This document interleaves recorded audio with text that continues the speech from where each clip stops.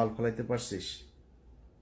তোর মারে ৪৫ মিনিটের সময় দিয়ে বাংলাদেশের মানুষ পলায় গেছিস। ১৪ গোষ্ঠী সব পৃথিবীর ইতিহাসে এরকম ঘটনা ঘটে নাই। গ্রামের মেম্বার থেকে শুরু করে বাইতুল মোকাররমের খতিব সব একসাথে পলাইছিস, একদম পুরো গোষ্ঠী শুদ্ধ পলাইছিস। এই কথা তোদেরকে গত ৫ বছর অসংখ্যবার বলে এসছি।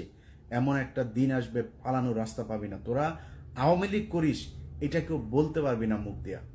এসছে সেই দিন, অস্বীকার করছিস, ভাব দেখাইছিস, সেই ৭৫-এর দিন আর নাই, এখন আসবে।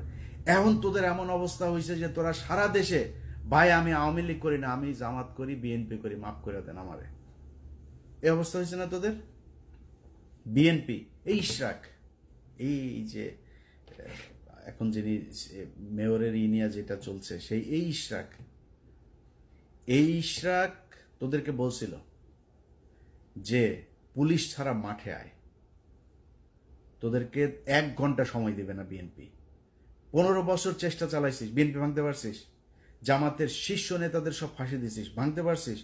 ২টা দলই স্ট্রং হয়েছে আগের চাইতে। কিন্তু তোদের ৭৫-এর পরে আওয়ামী লীগ বলার নাম মানুষ পাস নাই, ২৪-ও পাচ্ছিস না। এটা তোদের ভবিষ্যৎ।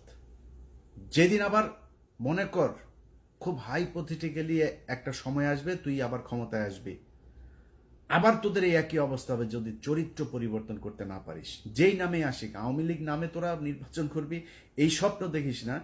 যেই নামে তোদের এই লোকগুলি তো থাকবে, এই লোকগুলির যদি আলাদা কোনো দল হয়, সেই দল থেকে ক্ষমতায় আসিস এবং এরকম করিস, এই আবার তোর আব্বার মতো আর তোর মার মতো অবস্থা।